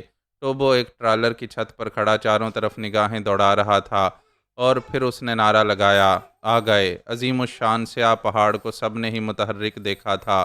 ایک دیوار تھی جو دوڑی چلی آ رہی تھی، اور گاڑیاں سٹارٹ ہو کر اس طرف دوڑنے لگیں جدھر ہاتھی دوڑ رہے تھے۔ رفتار بہت تیز تھی۔ ٹوبو، کرنل ڈکسن نے آواز دی۔ بس مسٹر ڈکسن، ان کا رخ بدلنے کی کوشش کی جائے۔ کس طرح ماسٹر؟ ان پر فائرنگ کی جائے؟ ہرگز نہیں ماسٹر، بھول کر بھی ایسا نہ کیا جائے۔ کیوں؟ ان کی تعداد اگر 2-4 مر گئے تو باقی بپھر جائیں گے، اور پھر ہمیں کسی طور نہ چھوڑیں گے۔ ٹوبو نے جواب دیا، اور کرنل ڈکسن گہری سانس لے کر خاموش ہو گیا۔ اب ٹوبو سے اختلاف کسی کے بس کی بات نہیں تھی۔ لڑکیاں بے حد خوفزدہ ہو گئی تھیں، اور اکثر نے آنکھیں بند کر لی تھیں۔ اس کے علاوہ وہ اور کر بھی کیا سکتی تھیں؟ خود بہت سے جوانوں کی حالت خراب تھی۔ ویسے ایک بات میں بھی محسوس کر رہا تھا، ہاتھی طوفان ٹل جانے سے خوش تھے، مست تھے۔ ایسی شکل میں ان کا رخ کسی بھی طرف بدل سکتا تھا، لیکن اگر انہیں نقصان پہنچانے کی کوشش کی جاتی تو گڑبڑ ہو سکتی تھی۔ بپھرے ہوئے خوفناک جانوروں کو روکنا ناممکن ہوتا۔ ابھی وہ ہمارے عقب میں ہی چلے آ رہے تھے، اور کم بختوں کی رفتار بہت تیز تھی۔ ہمیں صرف خطرہ یہ تھا کہ آگے کوئی ایسی جگہ نہ آ جائے جہاں ہمیں رکنا پڑے اور یہ ہمارے سروں پر پہنچ جائیں۔ ان کی تعداد اتنی تھی کہ چکر آ رہا تھا، لیکن تجربہ کار سیاہ فام در حقیقت جوزونوں کا بہترین تحفہ تھے۔ وہ انتہائی مہارت سے ڈرائیونگ کر رہے تھے، اور ان کی کوشش تھی کہ ہاتھیوں سے فاصلہ بڑھ جائے، اور پھر تھوڑی دیر کے بعد کامیابی نظر آنے لگی۔ ہاتھیوں کی رفتار سست نہیں ہوئی تھی، ان کے جوش و خروش کا وہی عالم تھا، لیکن رفتار اتنی ہو گئی تھی کہ اب وہ پیچھے رہ گئے تھے، اور پھر یہ فاصلہ بڑھتا ہی رہا، یہاں تک کہ ہاتھی اتنی پیچھے رہ گئے کہ نظر بھی نہ آ سکے۔ تب ٹوبو نے چیخ کر کہا، مسٹر ڈکسن، پلیز۔ ہاں ٹوبو، اب ہوائی فائر کیے جائیں، زیادہ سے زیادہ دھماکے کیے جائیں۔ کاش ہمارے پاس دھماکہ کرنے والے گولے ہوتے۔ بہرحال رائفلیں نکالی گئیں، اور پھر زبردست فائرنگ ہونے لگی۔ تھوڑی دیر کے بعد ہاتھیوں کا غول نمودار ہوا، لیکن اب ان کی رفتار سست تھی۔ وہ دھماکوں سے خوف زدہ ہو گئے تھے۔ فائرنگ اور شدت سے ہونے لگی، اور ہاتھی رک گئے، اور پھر سامنے والے ہاتھیوں نے سونڈیں اٹھائیں۔ وہ خطرے کا سگنل دے رہے تھے، اور اس کے بعد ان کا رخ بدل گیا۔ سب کے چہرے کھل اٹھے تھے۔ ہاتھیوں کا رخ بدل جانا معمولی بات نہیں تھی۔ نہ جانے کہاں تک وہ ہمارا تعاقب کرتے۔ ممکن ہے آگے راستہ مسدود ہو جاتا، اور اس کے بعد خوفناک واقعات تھے، لیکن ان کی دلکشی سے انکار نہیں کیا جا سکتا تھا۔ افریقہ کی روایات جاگ رہی تھیں، قدم قدم پر اس پر اسرار سرزمین کے پر اسرار مناظر ابھر رہے تھے۔ بہرحال کافی آگے جانے کے بعد گاڑیاں روک دی گئیں، اور خوف زدہ لوگ گہری گہری سانسیں لینے لگے۔ ٹوبو وغیرہ سے سب ہی شرمندہ تھے، جس کا اظہار کرنل ڈکسن نے سب سے پہلے کیا۔ I am sorry ٹوبو۔ اوہ، کیا بات ہے کرنل؟ نہیں، ہم نے تمہارا مذاق اڑانے کی کوشش کی تھی۔ آپ نے تو نہیں، لیکن دوسرے کچھ لوگوں نے مجھے پاگل قرار دینے کی کوشش کی تھی۔ لیکن یہ اچھی بات ہے کہ آپ نے پارٹی لیڈر عمدہ چنا ہے۔ ہاں، مسٹر میکارڈ کی سوچ بہترین تھی۔ بہرحال ایک وعدہ کیا جاتا ہے، اب تم سے اختلاف نہیں کیا جائے گا، کم از کم یہاں کے معاملے میں، کرنل ڈکسن نے کہا۔ ان الفاظ کے لیے میں شکر گزار ہوں۔ اب کیا رائے ہے؟ ہاتھیوں کا خطرہ ٹل گیا ہے، انہوں نے رخ بدل لیا ہے۔ اب وہ اس وقت تک اسی سید میں دوڑتے رہیں گے جب تک تھک نہ جائیں یا کوئی اور حادثہ ان کا رخ نہ بدل دے۔ تب ٹھیک ہے، لیکن یہ جگہ، اوہ، نہ جانے ہم کتنی دور نکل آئے ہیں، اور شاید سمت بھی کسی کو یاد نہ ہو۔ ارے ہاں، ہم نے رخ کا تو تعین ہی نہیں کیا۔ اوہو، کہیں راستہ نہ بھٹک جائیں۔ ایسا کیا جائے، اس وقت تو سب حواس باختہ ہیں، کسی کی ہمت نہیں ہے کہ واپسی کا سفر کرے۔ اس لیے آج یہاں قیام کیا جائے، اور کل صبح صبح سمت کا تعین کر کے واپس چلا جائے۔ ہاں، اس وقت سفر کی تو کوئی تک نہیں ہے۔ چنانچہ قیام، اور یہاں بھی قیام کر ڈالا گیا، اور پھر وہی معمولات۔ ہاتھیوں کے خوفناک واقعہ کو ذہنوں سے نکالنے کے لیے خصوصی بندوبست کیا گیا۔ چنانچہ موسیقی شروع ہو گئی، اور پھر رات کو رقص کے کچھ کورس ترتیب دیے گئے۔ اس کے علاوہ ٹوبو نے کچھ افریقی رقص پیش کرنے کی پیشکش کی تھی۔ خاصے ہنگامے رہے، لوگ کھیل کھیلنے لگے، افریقیوں کے رقص بھی خوب تھے۔ پھر نوجوان جوڑے رقص کرنے لگے، بوڑھے بھی لطف اندوز ہو رہے تھے۔ کوثر سے بھی رقص کی فرمائش کی گئی، لیکن اس نے معذرت کر لی۔ البتہ معذرت اس نے بڑے شائستہ انداز میں کی تھی۔ اس کے چہرے کا تیکھا پن نہ جانے کہاں چلا گیا تھا۔ میں بھی رقص کر سکتا تھا، لیکن بابرا، فونا یا میریسا نے میری طرف رخ بھی نہیں کیا تھا۔ دوسری لڑکیوں سے بھی میری کوئی شناسائی نہیں تھی، اور پھر میری خواہش بھی نہیں تھی۔ لیکن جب ڈینیلا میرے پاس پہنچی تو میں چونک پڑا۔ مسٹر سرفراز، اس نے آہستہ سے کہا۔ مس ڈینیلا، میں نے گردن خم کر کے جواب دیا۔ آپ کو رقص سے کوئی دلچسپی نہیں ہے؟ بے حد، آپ لوگوں کو رقص کرتے میں انتہائی دلچسپی سے دیکھ رہا ہوں۔ آپ خود رقص نہیں کرتے؟ کرتا ہوں۔ تو پھر بیٹھے کیوں ہیں؟ تنہا انسانوں کے رقص کا ابھی کوئی کورس نہیں ہوا۔ اوہ، میری پارٹنرشپ پسند آئے گی؟ آپ برداشت کر سکیں گی؟ کیوں؟ مجھے اپنی حیثیت کا احساس ہے، میں نے کہا۔ زبردستی کا احساس ہے، اٹھیے۔ واقعی، اٹھیے بھی، ڈینیلا نے بے تکلفی سے میرا بازو پکڑتے ہوئے کہا، اور میں اٹھ گیا، اور پھر ہم بھی رقص کرنے والے جوڑوں میں شامل ہو گئے، اور رقص کرتے کرتے میں نے کوثر کی شکل دیکھی۔ کوثر کی آنکھوں سے شعلے نکل رہے تھے، وہ بے چینی سے پہلو بدل رہی تھی، لیکن بہرحال آج اس نے بڑے ضبط کا ثبوت دیا۔ وہ بیٹھی رہی۔ دوسری طرف ڈینیلا میرے رقص کرنے کے انداز پر بہت خوش تھی۔ سرفراز، اس نے آہستہ سے کہا۔ یس مس ڈینیلا، تم تو ہر فن میں استاد ہو۔ اوہ، میرا خیال ہے ایسی کوئی بات نہیں ہے۔ ایسی ہی بات ہے، شطرنج میں تمہارا کوئی ثانی نہیں، نشانہ بازی میں تم بے مثال ہو، اور یوں بھی تمہاری شخصیت میں ایک انوکھا پن ہے۔ آپ کا احساس ہے مس ڈینیلا، ورنہ ایسی کوئی بات تو نہیں ہے۔ ایک بات بتائیں مسٹر سرفراز۔ جی؟ بابرا آپ سے کچھ ناراض ہے؟ مجھے علم نہیں ہے۔ پہلے تو آپ کے قریب رہنے کی کوشش کرتی تھی، لیکن اب… دراصل میں نے اس سے اپنی حیثیت کی بات کی تھی۔ مس ڈینیلا، خواتین میرے قریب آتی ہیں، لیکن پھر انہیں احساس ہوتا ہے کہ میں کمتر حیثیت رکھتا ہوں، تب وہ پیچھے ہٹ جاتی ہیں۔ اگر یہ بات ہے تو ان کی سوچ بہت گھٹیا ہے۔ آپ ان باتوں کی پرواہ نہیں کرتیں؟ ہرگز نہیں۔ تب آپ عظیم ہیں۔ میں دل سے تمہاری عزت کرتی ہوں۔ میری دوستی قبول کرو گے؟ میرے لیے یہ عزت ہوگی۔ اور سنو، ہم صرف دوست رہیں گے، اچھے دوست۔ وعدہ کرو کہ تم مجھ سے عشق کرنے کی کوشش نہیں کرو گے؟ ڈینیلا نے کہا، اور میں اچھل پڑا۔ واقعی مس ڈینیلا، آپ بھی ایسا نہیں کریں گی؟ ہرگز نہیں، وہ مسکراتے ہوئے بولی۔ تب پھر وعدہ، پکا وعدہ، اور ہم دونوں نے گرم جوشی سے ہاتھ ملائے۔ اگر یہ بات تھی تو ڈینیلا واقعی بہت عمدہ لڑکی تھی۔ ہنگاموں میں خوب وقت گزرا، رقص و سرور کی محفل بہت دیر تک جمی۔ اس کی خوبی یہ تھی کہ اس میں سب نے حصہ لیا، یہاں تک کہ بوڑھوں نے رقص کیا۔ مسٹر ہیگلے اور میکارڈ تو دیر تک رقص کا مقابلہ کرتے رہے، اور پھر جب تاریکی پھیل گئی تو یہ طوفان تھما۔ بس بھائی، اب ختم کرو، میکارڈ نے کہا۔ زندگی بچ جانے کی خوشی اتنی مختصر نہیں ہوتی انکل، میکنا نے کہا، لیکن میرے بچے، اب رات ہو گئی ہے، ہم مشعلیں جلا لیں گے۔ میکنا نے کہا، وہ ایک خوشرو نوجوان تھا۔ بس بھائی، میرا خیال ہے اب بند ہی کیا جائے، ہیگلے نے کہا، اور سب کی رائے یہی تھی کہ اب رقص وغیرہ بند کر دیا جائے، کیونکہ سب ہی تھک گئے تھے، اور بہرحال بات مان لی گئی۔ سب اپنے اپنے کاموں میں مصروف ہو گئے۔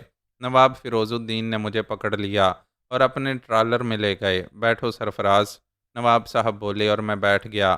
آج کی مہم میں بھی تمہارا کردار نمایاں رہا سرفراز، انہوں نے کہا۔ کیا غلطی ہو گئی نواب صاحب؟ میں نے چونک کر پوچھا۔ ارے نہیں بھائی، اب ایسا بھی نہیں، تم لوگوں نے تو سب کی زندگی بچائی ہے، اب تو سب کو تمہارے مافوق الفطرت ہونے کا یقین ہونے لگا ہے۔ ایسی تو کوئی بات نہیں نواب صاحب، میں نے انکساری سے کہا۔ ایک بات کا مجھے شدت سے احساس ہو رہا ہے۔ کیا؟ میں نے پوچھا۔ مجھے یقین ہے کہ ہم راستہ بھٹک گئے ہیں۔ اوہ، اور یہ بات کافی پریشان کرے گی۔ تم اس سلسلے میں کیا مدد کر سکتے ہو؟ میرا خیال ہے کہ کچھ بھی نہیں، مجھے تو ان جنگلوں کا کوئی تجربہ نہیں ہے، ساری جگہیں یکساں ہی لگتی ہیں۔ بہرحال دیکھنا ہے دوسرے لوگ کیا کرتے ہیں۔ ویسے نہ جانے میری چھٹی حس کہہ رہی ہے کہ مشکلات پیدا ہو گئی ہیں۔ ثابت قدمی سے کام لیں گے نواب صاحب، جو ہوگا دیکھا جائے گا۔ خدا تمہیں خوش رکھے سرفراز، باخدا تمہاری موجودگی سے مجھے اس قدر تقویت ہے، میں اسے بیان نہیں کر سکتا۔ نواب صاحب کچھ عجیب سے لہجے میں بولے۔ البتہ کوثر کی طرف سے مجھے دکھ ہے۔ کیوں، خیریت؟ میں نے چونک کر پوچھا۔ جنگلوں کی آب و ہوا نے اسے پھر جنگلی بنا دیا۔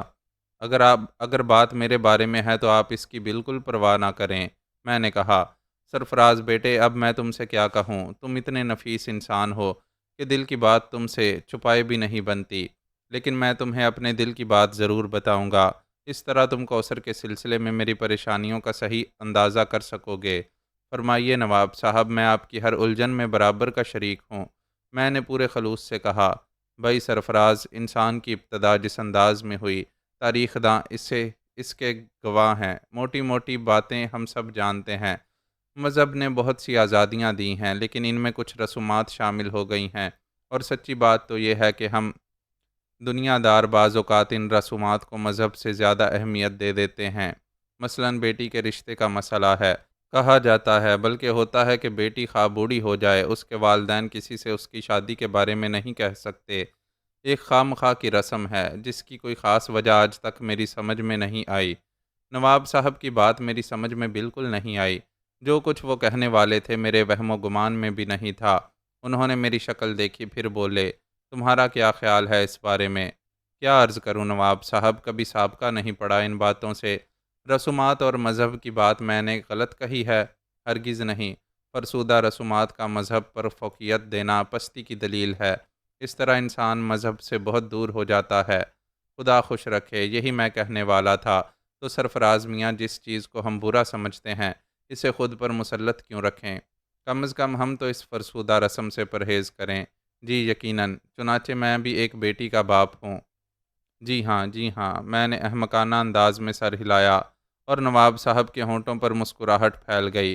وہ دلچسپ نگاہوں سے مجھے دیکھتے ہوئے بولے، اور بہرحال اس کی خوشگوار زندگی کے لیے میں یہی سوچتا ہوں۔ بے شک۔ تو سرفراز میاں، بعض اوقات انسان کسی ایسی ہستی سے متاثر ہو جاتا ہے جو دنیا کی نگاہوں میں بظاہر کچھ نہیں ہوتی، لیکن سمجھنے والے بہت کچھ سمجھتے ہیں، کیونکہ وہ جوہر شناس ہوتے ہیں۔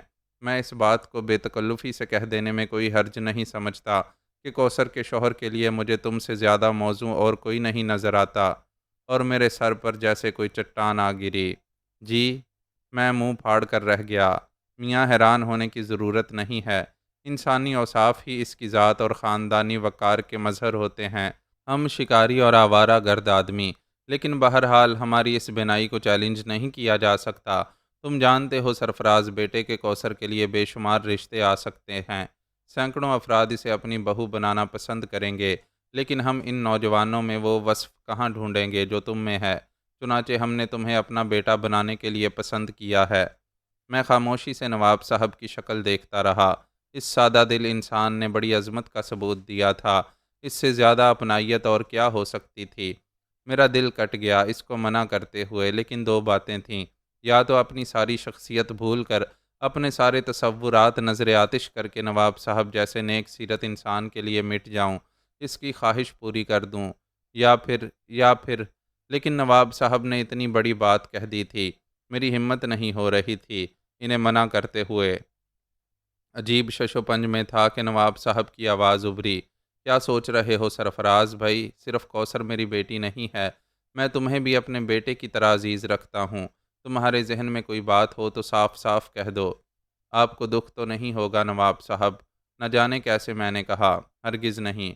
نواب صاحب نے جواب دیا، آپ غور کریں، کیا میرا کوثر بی بی سے یہ رشتہ کسی طرح ممکن ہے؟ ممکن تو ہے بیٹے، کیا آپ کو اس کا احساس نہیں کہ وہ مجھے ناپسند کرتی ہے؟ میرا اندازہ ہے کہ تمہارا خیال غلط ہے۔ جی ہاں بیٹے، تھوڑی سی دنیا میں نے بھی دیکھی ہے، وہ تمہیں ناپسند نہیں کرتی، یہ میرا تجربہ کہتا ہے۔ نواب صاحب، میں ان کا ادنیٰ خادم ہوں، لیکن اعلیٰ انسان کی حیثیت سے وہ تمہاری قدر کرتی ہیں۔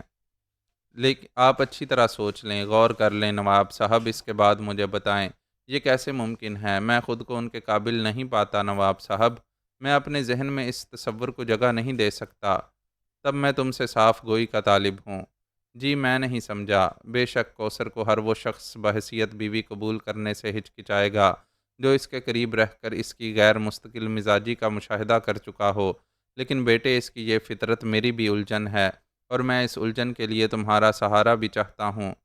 نواب صاحب، آپ مجھے کبھی اپنے حکم کی تعمیل سے باہر نہ پائیں گے، لیکن ابھی تو بہت وقت ہے، آپ کوثر بی بی کو بھی ٹٹول لیں، ممکن ہے آپ اندازہ لگا سکیں۔ ہاں ہاں، اس میں کوئی حرج نہیں ہے، بس یوں ہی دل کی بات زبان پر آ گئی تھی۔ میں نے کہہ دینے میں کوئی حرج نہیں سمجھا، کیونکہ بات بہرحال ایک باظرف انسان کے سامنے تھی۔ باقی سب ٹھیک ہے، تم بھی اس نظریے پر غور کر لینا۔ اگر تمہیں یہ بات پسند نہ ہوگی تو بہرحال میں تمہاری سعادت مندی سے کوئی ناجائز فائدہ نہیں اٹھاؤں گا۔ جی بہتر، میں نے کہا، اور پھر میں نواب صاحب کے پاس سے اٹھایا۔ خوب مزے کی بات تھی۔ ادھر تو میں کوثر کو درست کرنے کے لیے الٹے سیدھے ڈرامے کر رہا تھا، اور ادھر نواب صاحب نہ جانے کیا سوچے بیٹھے تھے۔ سوال ہی نہیں پیدا ہوتا، اگر یہی کرنا تھا تو بیچاری زلیخا کیا بری تھی، والد صاحب کی بات ہی مان لی جاتی۔ فضول بات ہے، کوثر سے تو میرا کوئی ذہنی لگاؤ بھی نہیں تھا۔ بہرحال وہ ایک اچھی لڑکی تھی، اچھے باپ کی بیٹی تھی، اور بس میرے ذہن کے پردے پر کہکشاں ابھر آئی، ایک سفید سایہ جس کے ہاتھ دعا کے لیے آسمان کی طرف اٹھے ہوئے تھے۔ میرے معبود، نہ جانے کیسا منظر تھا، نہ جانے کیوں میں اس منظر کے سحر میں گرفتار ہو گیا تھا، حالانکہ میں نے اس کے پیار کو دوسری شکل دے دی تھی۔ اس وقت میرا ذہن صاف تھا، لیکن اب وہ یاد دل کی چبھن بن گئی تھی، اور کبھی کبھی تنہائیوں میں جب دل اپنے وجود کا احساس دلاتا تھا تو اس کے ساتھ چبھن بھی ہوتی تھی، ایک حسین شکل بھی آنکھوں میں اتر آتی تھی۔ اس وقت بھی یہی کیفیت پیدا ہو گئی، ایک عجیب سی بے چینی پیدا ہو گئی، سمجھ میں نہیں آ رہا تھا کہ کیا کروں۔ اس وقت کسی سے ملنے کو دل ہی نہیں چاہ رہا تھا، چنانچہ ٹرالروں کے عقب میں چلا گیا، لیکن اچانک عقب سے ڈینلا کی آواز سنائی دی، مسٹر سرفراز۔ آواز سن کر ٹھٹک گیا، ذہن کو ایک ہلکی سی ناگواری کا احساس ہوا، لیکن پھر ڈینلا کے الفاظ یاد آ گئے۔ ممکن ہے اس نے ٹھیک کہا ہو، ممکن ہے وہ دوسری لڑکیوں کی طرح نہ ہو۔ کہاں مسٹر سرفراز؟ کہیں نہیں مس ڈینلا، بس یوں ہی تنہائیوں کی تلاش میں اس طرف آ گیا تھا، میں نے اداس لہجے میں کہا۔ اوہ ہو، تب تو میری مداخلت نہیں، آئیے کہیں بیٹھیں، اگر میں ناگوار لگوں تو کوئی تکلف نہیں ہے، نہیں آئیے، اور ڈینلا میرے ساتھ چلنے لگی۔ پھر ہم ایک ٹھنڈی چٹان پر آ بیٹھے، ہوا خنک تھی، لیکن یہ خنکی بڑی خوشگوار لگ رہی تھی۔ آپ کچھ الجھے ہوئے ہیں مسٹر سرفراز؟ کوئی خاص الجھن نہیں، دوستی کے قائل ہیں؟ کیوں نہیں، دوستوں کے لیے کوئی معیار ہے؟ صرف ذہنی طور پر مخلص ہو۔ ذہنی طور سے کیا مراد ہے؟ ہاتھ پاؤں کو تکلیف نہ دیں، بس دل میں خلوص رکھیں۔ بڑی آسان شرط ہے، لیکن کبھی کبھی وہ بھی پوری نہیں ہوتی، اور اگر ہو جائے بڑی بات ہے۔ میں خود کو پیش کر دوں؟ غور کر لیں۔ کر لیا۔ جواب میں کیا دینا پڑے گا؟ میں نے مسکراتے ہوئے کہا، سچائی۔ ڈینلا نے جواب دیا، اور میں گہری نظروں سے اسے دیکھنے لگا۔ چالاک لڑکی تھی، بہرحال دوسری لڑکیوں سے کسی قدر بہتر نظر آ رہی تھی۔ امانت ہوگی، جان سے زیادہ عزیز۔ ڈینلا نے سینے پر ہاتھ رکھ کر کہا، دو طرفہ بھی ہوگی، یقیناً کوئی چیز یک طرفہ نہیں ہو سکتی۔ تب لائیے ہاتھ، میں نے کہا۔ نہیں، دل ملیں گے۔ ڈینلا کھڑی ہو گئی، وہ بے تکلفی سے میرے سینے سے لگ گئی، اور پھر اس نے میرا داہنا گال چوم لیا۔ سرفراز، اس لمس کی ایک قیمت ہے، دونوں ادا کرنے کی کوشش کریں گے۔ ایک درخواست ہے، اس نے کہا۔ کیا مس ڈینلا؟ انسان ہوں، خطا بھی ہو سکتی ہے، ایسی شکل میں دل میلا نہ کرنا، اظہار کر دینا۔ بہت عمدہ، میں نے کہا، اور ہم دونوں بیٹھ گئے۔ پہلے گفتگو کا حق آپ کا ہے، وہ بولی۔ میرے پاس صرف چند سوال ہیں، تمہید کی ضرورت نہیں، اس نے بڑے خلوص سے کہا۔ میری حیثیت معلوم ہے؟ ہاں۔ پھر یہ التفات کیوں؟ لوگ تمہیں عام انسان کہتے ہیں، سمجھتے نہیں، یوں بھی تم دوسروں سے برتر رہے ہو۔ آپ کیوں متوجہ ہوئیں؟ تمہاری خصوصیات سے، بس، اور کوئی سوال نہیں ہے۔ میرے پاس تم سے زیادہ سوالات ہیں، فرمائیے۔ تمہارے بارے میں بہت سے افسانے مشہور ہیں، لوگ تمہیں سپرمین سمجھتے ہیں، تم بذات خود کیا ہو؟ عام سا انسان۔ انکساری سے کام نہیں چلے گا، سچائی کا وعدہ ہے، ڈینلا نے مسکراتے ہوئے کہا۔ تو یوں سمجھے مس ڈینلا، لیکن ہمارے راز راز رہیں گے۔ میں اپنی سلطنت کا ایک جلا وطن شہزادہ ہوں۔ ہاں، میری جاگیر ایک سلطنت ہی تھی۔ اوہ ہو، خدا کی قسم، بالکل خوابوں کی چیز ہو۔ میری بات کو جھوٹ تو نہیں سمجھا؟ ہرگز نہیں میری جان، خدا کی قسم، کبھی کبھی کہانیوں کی ہی باتیں ذہن میں آ جاتی تھیں تمہیں دیکھ کر۔ تمہیں میری جان کی قسم اپنے بارے میں کچھ نہ چھپانا، مجھے بہت دلچسپی پیدا ہو گئی ہے۔ تمہارا راز کبھی افشا ہو جائے تو سزا دینا، مجھے قبول ہوگی۔ بہت سے بہن بھائیوں میں گرا ہوا تھا، سیر و شکار میں زندگی گزاری، لیکن بھائیوں کو میری یہ بے فکری پسند نہ آئی۔ انہوں نے سازشیں کیں اور مجھے وطن چھوڑنا پڑا۔ میرے خدا، ڈینلا ہاتھ ملتے ہوئے بولی، تو یہ ہے تمہاری مہارت کا راز؟ بس اتنی سی بات ہے؟ بہت بڑی بات ہے۔ اچھا جان، تم ان لوگوں کے درمیان کیسے پہنچے؟ بس بھٹکتا ہوا آ گیا۔ فیروز الدین کو تمہاری حیثیت معلوم ہے؟ کسی کو بھی نہیں، اور تم اتنی معمولی ملازمت کر رہے ہو۔ ہاں، کیوں؟ میری نگاہ میں کس چیز کی حیثیت ہو سکتی ہے؟ ایسے نواب میں خرید سکتا تھا۔ بہرحال یہ زندگی دلچسپ ہے۔ خدا کی قسم، شہزادے ایسے ہی وسیع النظر ہو سکتے ہیں۔ اب مجھے ایک بات اور بتا دو، سارے مسئلے حل ہو گئے ہیں؟ پوچھو۔ لڑکیوں میں تمہارے بارے میں عجیب تاثر ہے۔ اجازت ہو تو کھل کر کہوں؟ ضرور کہو۔ ہمارا خیال ہے کہ کوثر تمہیں چاہتی ہے۔ کس کا؟ تقریباً تمام لڑکیوں کا۔ ممکن ہے، اور تم بھی اسے پسند کرتے ہو؟ ہاں، وہ میرے مالک کی بیٹی ہے۔ نہیں، بحیثیت ایک عورت، بحیثیت محبوبہ؟ نہیں، میں نے سختی سے جواب دیا۔ سچ بات ہے؟ خدا کی قسم یقین آ گیا۔ اچھا یہ بتاؤ، ان تمام لڑکیوں میں سے کسے چاہتے ہو، کسے پسند کرتے ہو؟ ایک بات بتا دوں، میں نے تمہیں مریسا اور فونا کو کس کرتے دیکھا ہے؟ ڈینلا نے کہا، اور میرے چہرے پر الجھن پھیل گئی۔ دل کا بخار نکالنے کو دل چاہ رہا تھا، لیکن اس اجنبی لڑکی کو کوثر کے راز میں کیسے شریک کروں؟ چند ساتھ الجھن میں رہا، پھر سوچا ضرورت سے زیادہ احتیاط حماقت ہوتی ہے۔ مجھے بھی اپنے طور زندہ رہنے کا حق ہے، اور پھر دل کا بخار نکالنے کے لیے کسی ہمدم کی ضرورت ہوتی ہے۔ ممکن ہے یہ لڑکی معیاری ہو، نہ بھی ہوئی تو اس سے کوئی فرق نہیں پڑتا۔ سب کچھ جہنم میں جائے، اور میں نے اسے سب کچھ بتانے کا فیصلہ کر لیا۔ مس ڈینلا، وہ حیثیت دے رہا ہوں جو شاید کسی کو نہ دے پاتا۔ ایسا ہی تنگ نظر، ایسا ہی کوتاہ دل ہوں۔ لیکن سنو، یہ راز مجھے جان سے زیادہ عزیز ہے۔ افشا ہو گیا تو قتل کر دوں گا۔ میرے الفاظ میں پوری سنجیدگی تھی، جسے ڈینلا نے محسوس کیا۔ دل و جان سے منظور ہے، اس نے پورے اعتماد سے کہا۔ ہاں، تمہارا خیال درست ہے، کوثر مجھے دل سے چاہتی ہے۔ خوب، اور تم؟ میری منزل لامحدود ہے۔ میں اس راستے کا مسافر نہیں ہوں۔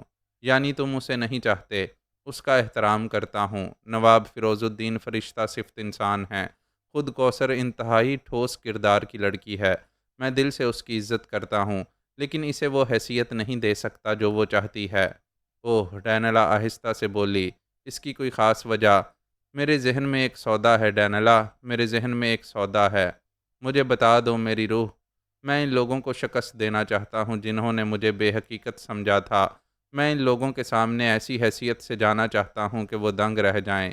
اوہ، ڈینلا نے عجیب سے انداز میں کہا، اور پھر وہ کافی دیر تک خاموش رہی۔ پھر اس نے ایک گہری سانس لے کر کہا، تو تمہاری منزل عورت نہیں ہے؟ ہرگز نہیں، میں نے غراتے ہوئے کہا۔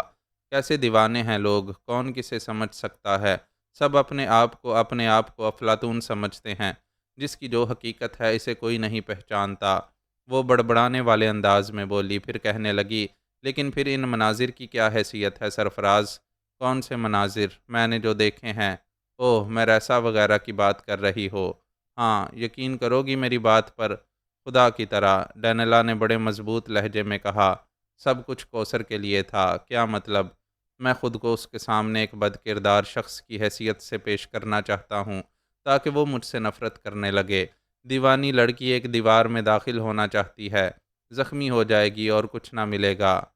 تبھی، اوہ سرفراز، تم کتنے عظیم ہو، تم کیسے انوکھے ہو، کسی طلسم کی طرح تمہاری شخصیت ایسی سحر تراز ہوگی، مجھے اندازہ نہ تھا۔ لڑکیوں میں تمہارے بارے میں عجیب سی داستانیں مشہور ہیں۔ کیا؟ میں نے دلچسپی سے پوچھا۔